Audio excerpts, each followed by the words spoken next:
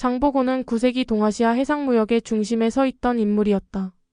그는 단순한 군인이 아니라 국제적인 감각을 갖춘 해상무역가이자 정치인이었으며 당시 한반도, 중국, 일본을 아우르는 광대한 해상 네트워크를 구축했다. 그의 삶과 업적은 단순한 전설이 아니라 중국의 신당서와 해동잡록, 일본의 일본후기, 속일본후기, 그리고 승려 앤닌이 남긴 입당구법 순례행기 등 다양한 사료에 비교적 상세하게 기록되어 있다. 우리나라의 삼국사기와 삼국유사에도 그의 행적이 전해지며 이는 그가 단순한 지역적 영웅이 아닌 동아시아 전역에 걸쳐 영향력을 미친 역사적 인물이었음을 증명한다. 9세기 동아시아는 격동의 시대였다. 신라 말기 사회는 혼란에 빠졌고 당나라는 쇠퇴의 길을 걷고 있었으며 일본 역시 정치적 변화를 겪고 있었다. 이러한 변화의 흐름 속에서 장보고는 해양을 무대로 삼아 독자적인 세력을 구축하고 동아시아 무역을 장악하며 나아가 신라의 정치에도 깊이 개입했다. 이 글에서는 장보고의 생애와 업적을 다양한 사료를 바탕으로 분석하고 그가 동아시아 해상 질서에 미친 영향을 조명하고자 한다. 과연 그는 어떤 인물이었으며 어떠한 전략과 비전으로 9세기 동아시아를 움직였는가? 그가 남긴 유산은 오늘날 우리에게 어떤 의미를 가지는가? 지금부터 장보고의 파란만장한 생애와 그의 시대를 탐색해보고자 한다. 해상무역의 발달과 장보고의 등장. 9세기 신라는 통일 이후 점점 혼란에 빠지고 있었다. 하지만 바다에서는 새로운 기회가 열리고 있었다. 한반도, 중국, 일본을 잇는 해상무역이 활발해졌고 수많은 배들이 물자를 싣고 파도를 가르며 항구로 향했다. 바로 이 시기에 한 인물이 등장한다. 그는 뛰어난 무예와 전략으로 동아시아 바다를 주름잡았고 거대한 무역 네트워크를 구축했다. 그 이름이 바로 장보고다. 장보고의 정확한 출생 연도와 고향은 알려지지 않았지만 그는 신라 서남의 지역 출신으로 알려져 있다. 젊은 시절 그는 배를 타고 당나라로 건너가 서주 지역의 무령군 소장이 되었다. 무령군은 당나라의 정예 지방군이었으며 이곳에서 장보고는 무장으로서 이름을 날렸다. 장보고라는 이름은 중국 역사서에서 등장하며 일본에서는 장보고 해떼라고 기록되어 있다. 한편 신라의 역사서인 삼국사기와 삼국유사에는 각각 궁복과 궁파라는 이름으로 남아있다. 장보고는 왜 당나라로 갔을까?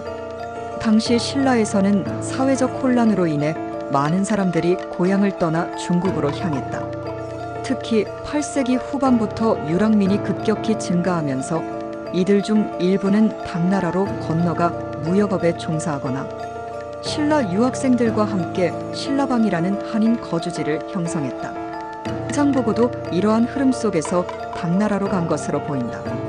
하지만 단순히 떠돌이 무역상이 아니라 당나라 군대에서 장교소장까지 오를 수 있었다는 점은 그의 뛰어난 무예 실력을 짐작하게 한다. 실제로 삼국사기 열전장보고 편에는 그의 용맹함을 보여주는 기록이 있다. 장보고와 정려는 모두 신라 사람이었으나 고향과 조상에 대한 기록은 없다. 두 사람은 모두 싸움을 잘했다. 정려는 바닷속 50리약 20km를 가면서도 물을 들이마시지 않았다. 기회로 보면 장보고가 정련에 미치지 못했으나 정련은 장보고를 형이라 불렀다. 두 사람은 당나라 무령군에서 소장이 되어 말을 타고 창을 쓰는데 대적할 자가 없었다. 이처럼 장보고는 당나라에서 뛰어난 무예와 전략으로 명성을 쌓았다. 하지만 그의 이야기는 여기서 끝나지 않는다. 청해진 해상왕 장보고의 시대. 장보고가 본격적으로 이름을 떨치기 시작한 것은 828년 흥덕왕 3년 신라로 돌아와 완도에 청해진을 설치하면서부터다. 하지만 사실 그는 귀국 전부터 이미 당나라에서 해상무역에 깊이 관여하며 엄청난 부를 쌓고 있었다. 당시는 해적들이 동아시아 바다를 휩쓸던 시기였다. 신라 상인들은 일본과 당나라를 오가며 무역을 했지만 그 길목에서 해적들에게 재산을 빼앗기거나 목숨을 잃는 일이 많았다. 장보고는 강력한 해군을 조직해 해적을 소탕했고 신라뿐만 아니라 당나라와 일본에서도 신뢰를 얻었다. 장보고가 활약하던 9세기 무렵 동아시아 해상무역은 신라, 당나라, 일본을 중심으로 빠르게 발전하고 있었다. 원래는 당나라 중심의 조국 무역 공식 외교 무역이 주류였지만 시간이 지나면서 점점 사무역 민간 무역이 활기를 띠기 시작했다. 장보고의 등장은 바로 이 변화와 맞물려 있었다. 그는 단순한 군인이 아니라 바다를 통해 동아시아 경제를 연결한 거대한 무역 네트워크의 주인공이었다. 해상 실크로드가 번성하던 시대, 해상왕 장보고의 전성기가 시작된 것이다. 청해진을 세우고 바다를 지배하다. 장보고는 당나라에서 이미 해상 무역에 뛰어난 재능을 보였지만 그가 진정한 해상왕으로 거듭난 건 귀국 후였다. 그가 가장 먼저 한 일은 청해진을 세우는 것이었다.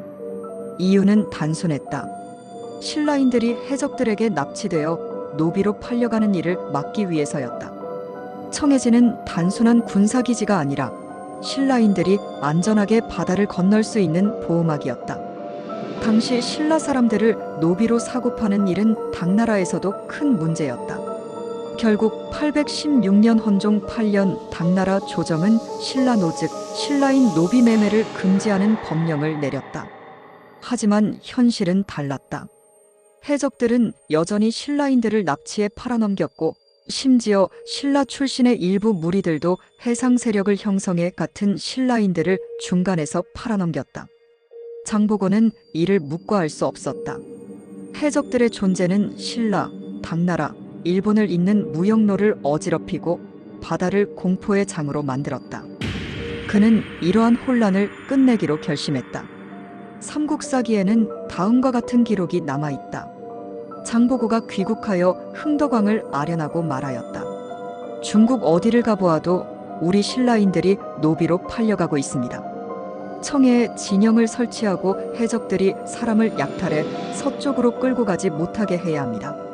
왕은 장보고에게 군사 1만 명을 주어 청해에 진을 세우게 하였고 그 후로 해상에서 신라인을 파는 자가 사라졌다.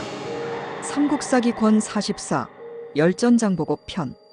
이 기록을 보면 마치 왕이 군사를 내주어 청해진을 설치한 것처럼 보이지만 실제로는 청해진의 설치와 운영이 장보고의 독자적인 계획이었다.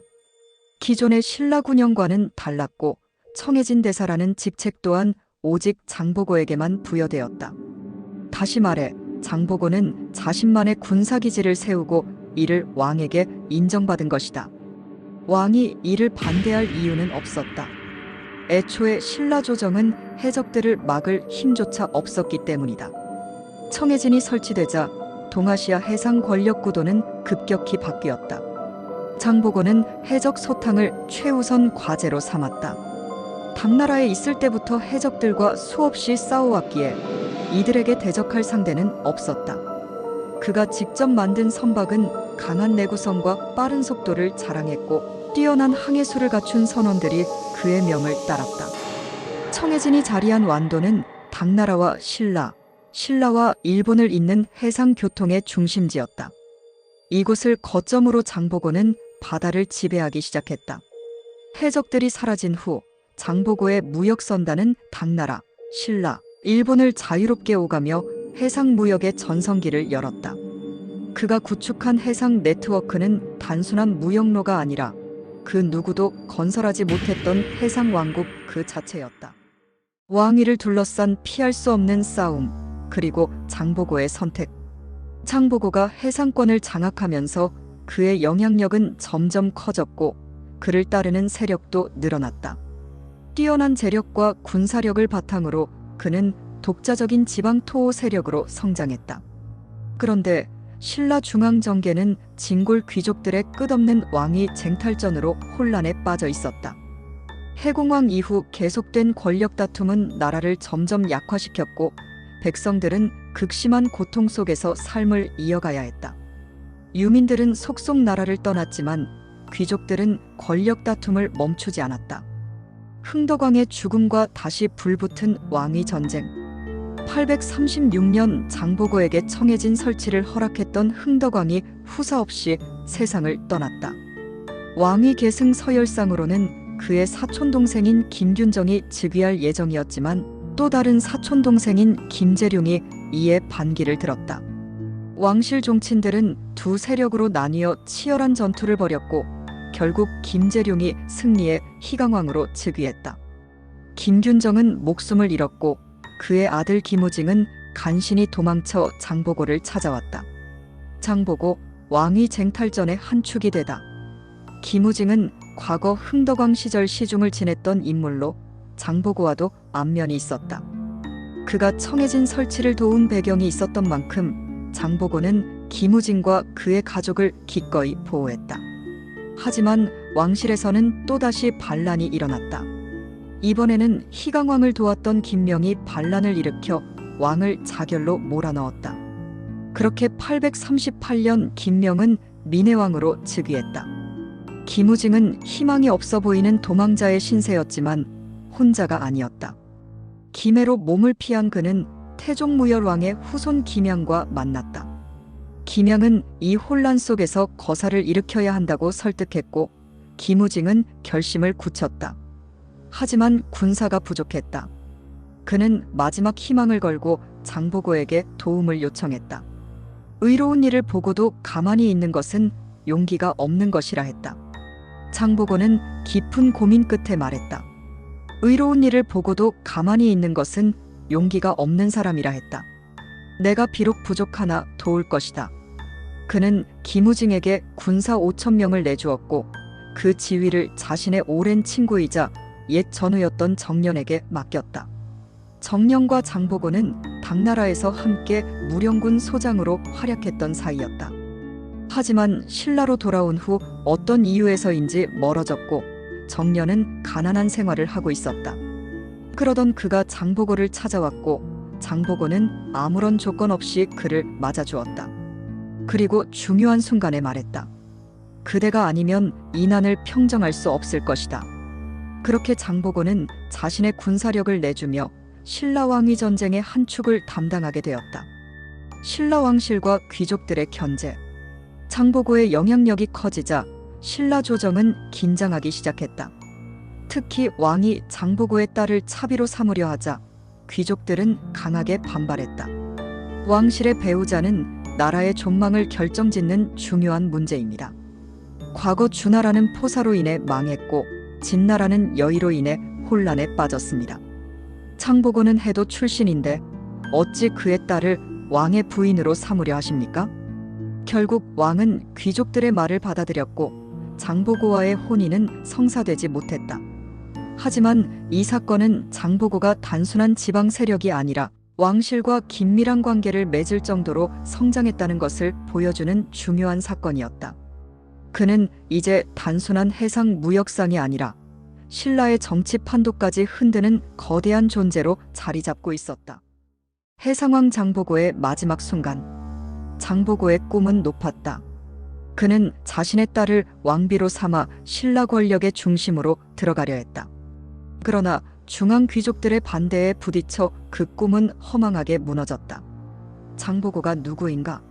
신라를 넘어 당나라와 일본까지 장악한 거대한 해상왕국의 지배자였다. 지금의 왕조차도 그의 힘이 없었다면 왕위에 오르지 못했을 것이다. 그런데도 왕과 귀족들은 장보고의 출신을 문제 삼으며 그를 배척했다. 장보고의 입장에서는 분하고도 원통한 일이었다. 하지만 왕과 귀족들의 입장에서는 단순한 차별이 아니었다. 장보고의 힘이 너무 커지는 것을 경계한 것이다. 그러나 장보고의 불만이 커질수록 왕과 귀족들의 불안도 커졌다. 그들은 어떻게든 장보고를 없애야 했다. 그때 한 인물이 나타났다. 그의 이름은 염장. 그는 민해왕을 몰아내려 했던 김우징의 반란군에서 싸운 장수였다. 그런데 그가 스스로 왕에게 나아가 속삭였다. 제가 장보고를 없애겠습니다. 왕은 흔쾌히 허락했다. 염장은 장보고에게 거짓으로 투항했다. 왕을 배신했다고 속이며 청해진으로 들어왔다. 장보고는 그를 의심하지 않았다. 원래 용맹한 장수들을 좋아하던 그는 염장을 따뜻하게 맞이했고 성대한 술자리를 베풀었다. 그날 밤 술이 무르익었다. 장보고도 잔을 기울이며 기분 좋게 취해 있었다. 그때였다. 염장은 장보고의 허리춤에 찬 칼을 재빨리 뽑아들었다. 그리고 순식간에 복부를 찔렀다. 846년 천하를 호령하던 해상왕 장보고는 그렇게 허무하게 쓰러졌다. 그의 죽음과 함께 신라의 해상무역은 급격히 쇠퇴했다. 염장은 청해진을 장악하려 했지만 따르는 자가 없었다. 신라의 중앙 권력도 이미 혼란스러웠고 남쪽 바다까지 손을 뻗을 힘이 없었다. 장보고가 있던 동안 움츠러들었던 해적과 군소 세력들은 다시 기지개를 켜기 시작했다. 결국 828년 장보고가 세운 신라의 해상 강국의 꿈은 20년을 채우지 못하고 산산이 부서졌다. 장보고는 자신의 출신을 뛰어넘어 운명을 개척한 거상이자 위대한 무장이었다. 그가 있던 시기만큼 신라가 해상 강국으로 군림했던 적은 없었다. 세계사를 보더라도 패권을 차지한 나라들은 모두 바다를 지배한 해상 강국이었다. 하지만 장보고의 죽음 이후 신라에는 그만한 인물이 다시는 나타나지 않았다. 그리고 바다는 다시 혼란 속으로 빠져들었다.